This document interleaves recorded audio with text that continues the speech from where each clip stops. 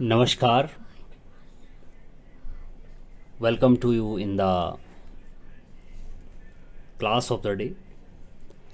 आज हम डिस्कस करेंगे उत्तराखंड के सामान्य ज्ञान, जो उत्तराखंड पीसीएस, एनटी या नायब तहसीलदार ग्रुप सी एग्ज़ाम के लिए बहुत फ्रूटफुल होगा। और उत्तराखंड सामान्य ज्ञान में स्पेशली आज स्टार्ट करते हैं उत्तराखंड के इतिहास से। और अगर उत्तराखंड के इतिहास की बात करें तो प्राचीन काल से ही उत्तराखंड मानव सभ्यता का एक केंद्र रहा है।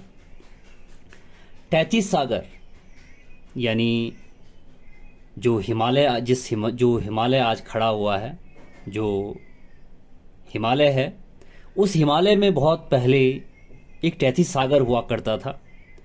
और उस 33 सागर के गाद से, उस 33 सागर के गर्भ से हिमालय का निर्माण हुआ। और इसी हिमालय की तलहटी पर भारत का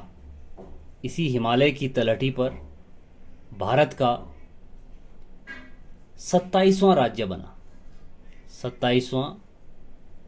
राज्य बना और जिसका नाम था उत्तराखंड। और इस उत्तराखंड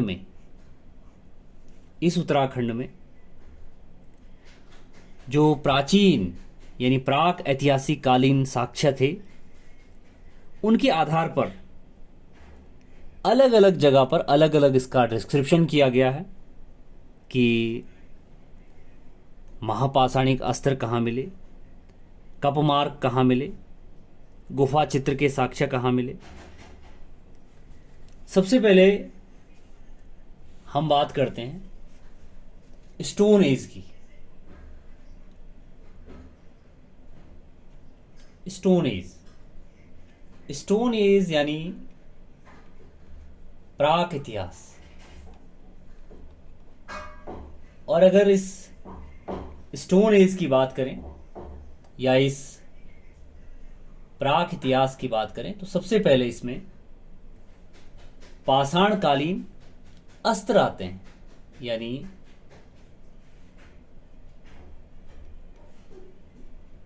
सबसे पहले पाषाणकालीन अस्त्र आते। उत्तराखंड में बहुत सीमित मात्रा में खुदाई हुई और सीमित खुदाई के बावजूद भी उत्तराखंड के कई स्थानों से महापाषाणिक मनुष्य के द्वारा जो डेली यूजेस के लिए अस्त्र शस्त्र प्रयोग में किए जाते थे वो मिले। जैसे भेदनी थी, खुरचनी थी, गंडासा था, चीरक था। और इन सब के साक्ष्य हमें जो पाषाणकालीन अस्त्र शस्त्र के जो साक्ष्य मिले हैं, ये इन प्लेसेस पर मिले हैं। और स्पेशली क्वेश्चन आता है कि महापाषाणिक अस्त्र के साक्ष्य उत्तराखंड में किस किस स्थान पर मिले। तो जो महापाषाणिक अस्त्र के साक्ष्य मिले हैं, पहला पॉइंट मिला है डांग स्वीत में। डांग स्वीत यानी श्रीनगर से थोड़ा पहले ऊपर साइड, श्रीनगर यानी उत्तराखंड का श्रीनगर, एक गांव पड़ता है जिसका नाम है डांग। और इसी श्रीनगर में महापाषाणिक अस्त्र शस्त्र के साक्ष्य मिले हैं। यानी श्रीनगर गढ़वाल में, डांग स्वीट में। अलकनंदा नदी घाटी, जितनी भी अलकनंदा नदी घाटी है, और अगर हम इस अलकनंदा नदी घाटी की बात करें तो अलकनंदा नदी जो चमोली जिले के बद्रीनाथ से निकलती है और सतोपंत ग्लेशियर से निकलती है। और इस अलकनंदा नदी जो बद्रीनाथ से लेकर के और देवप्रयाग में भागीरथी से मिल जाती है, तब आगे जाके इसका नाम गंगा नदी है। या आगे जाकर जब अलकनंदा और भागीरथी का मिलन होता है, तो उसके बाद उसको गंगा नाम से बुलाया जाता है, गंगा नाम से पुकारा जाता है। अलकनंदा नदी घाटी में भी पाषाणकालीन अस्त्रों के साक्ष्य मिले हैं। एक प्लेस मिलता है खुटानी नाला, खुटानी नाला, यहाँ से भी अस्त्रों के यानी महापाषाणिक मनुष्य के द्वारा जो अस्त्र शस्त्रों का यूज़ किया गया उनके साक्ष्य मिले हैं। और ये खुटानी नाला जो है ये नैनीताल में पड़ता है। और इसके बाद अल्मोड़ा में और पौड़ी में यानी रामगंगा नदी घाटी, रामगंगा नदी घाटी में भी अस्त्र शस्त्रों के साक्ष्य देखने को मिलते हैं। महापाषाणिक अस्त्र शस्त्रों के बाद उत्तराखंड के कई जगहों पर कप मार्क के भी साक्ष्य मिले हैं। कप मार्क, अब ये कप मार्क क्या है? यानी अगर हम उत्तराखंड की संस्कृति की बात करें और अगर पाषाणकालीन उपयोगिता की बात करें तो पाषाणकालीन उपयोगिता उत्तराखंड में बहुत गहराई से, डेप्थ से रची बसी है। और आज भी उत्तराखंड के लोग पत्थरों का उपयोग भवन निर्माण के लिए, सड़क निर्माण के लिए और अनेक जो कंस्ट्रक्शन वाले यानी स्थापत्यों में इनका प्रयोग करते हैं। पहले का मनुष्य क्या होता था, पाषाणकालीन मनुष्य और मॉडर्न जमाने का जो गांवों में अभी भी है कि अनाज को कूटने के लिए या अनाज को पीसने के लिए या गेहूं को पीसने के लिए या धान को पीसने के लिए बड़े बड़े शिलाखंडों पर गड्ढे कर देते थे। और इतिहास में इसे कप मार्क या ओखल भी कहा जाता है या ओखली भी कहा जाता है।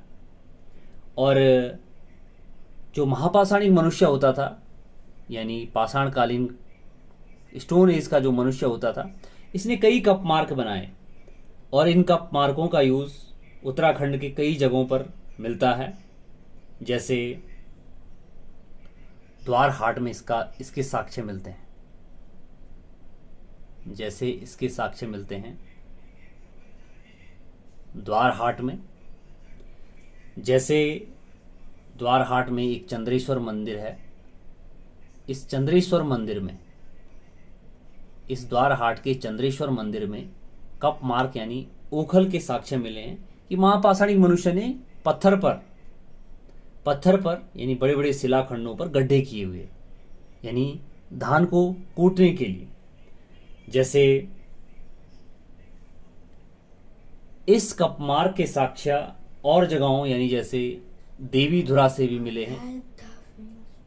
देवीधुरा यानी देवीधुरा जो चंपावत में पड़ता है, और इसके साक्ष्य नौगांव से भी मिले हैं। नौगांव यानी उत्तरकाशी का एक ब्लॉक है नौगांव, जो उत्तरकाशी में पड़ता है, उत्तरकाशी जनपद में पड़ता है। और नौगांव के साथ साथ खुटानी नाला में भी, खुटानी नाला का हम डिस्कस कर चुके हैं कि खुटानी नाला नैनीताल में पड़ता है। खुटानी नाला में भी इसके साक्ष्य मिले हैं। खुटानी नाला यानी नैनीताल में इसके साक्ष्य मिले हैं।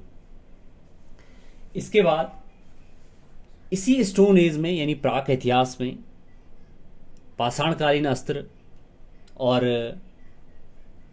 कप मार्क के साथ साथ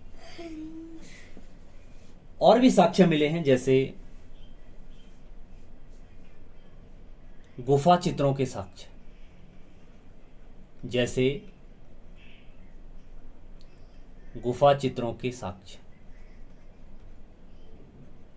गुफा चित्रों के साक्ष्य भी उत्तराखंड के कई स्थानों से मिले हैं।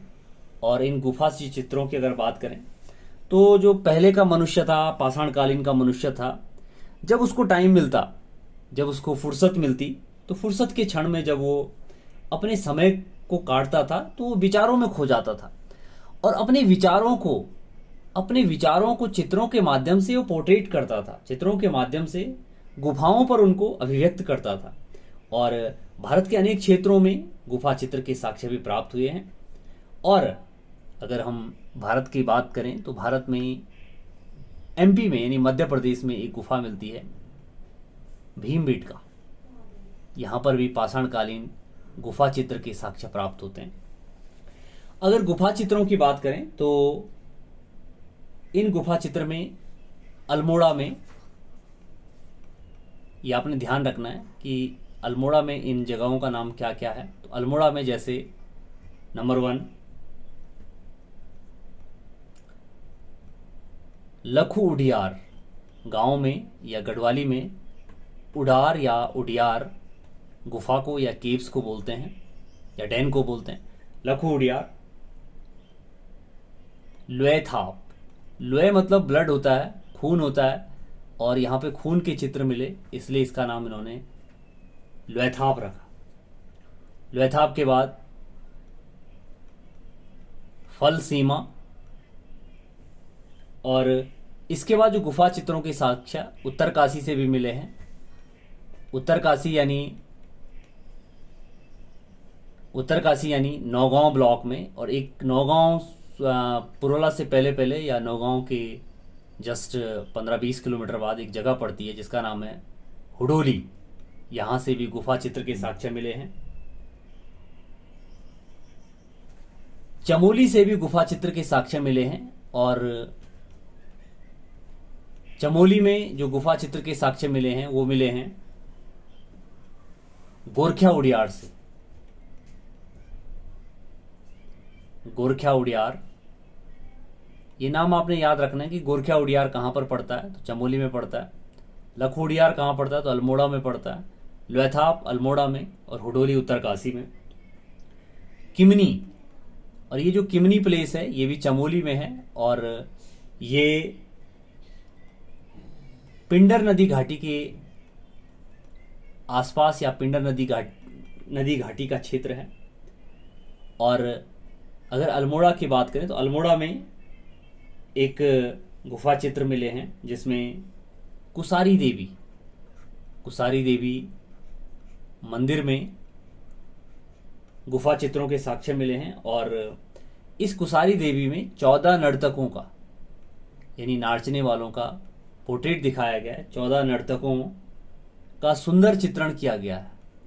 14 नर्तकों का सुंदर चित्रण इस कुसारी देवी गुफा चित्रों में किया गया है।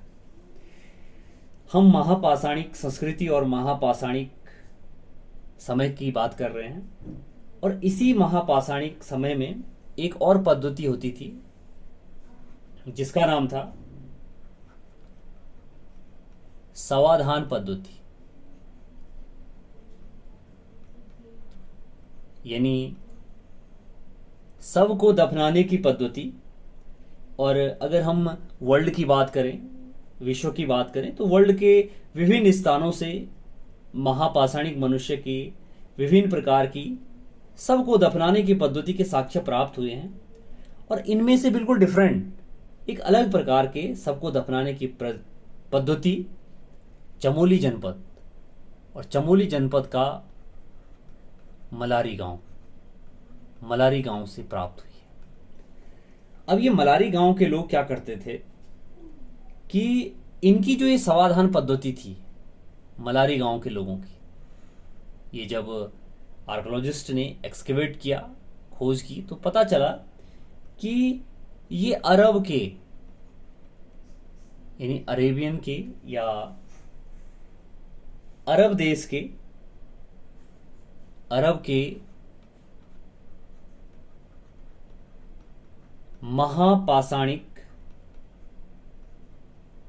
महापाषाणिक सबको दफनाने यानी समाधान पद्धति से सिमिलर थी या इस पद्धति की समान थी।